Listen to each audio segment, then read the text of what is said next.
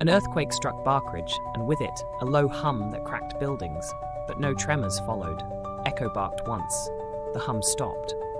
A sound-based weapon hidden underground was uncovered. The Siren Sisters, singers turned villains, planned to collapse the city using sub-bass tones. Echo countered with his mighty bark, shattering their sound gear and harmonizing their destructive notes into a soothing lullaby. Barkridge survived, and Echo's bark now signals every rescue, one sonic woof at a time.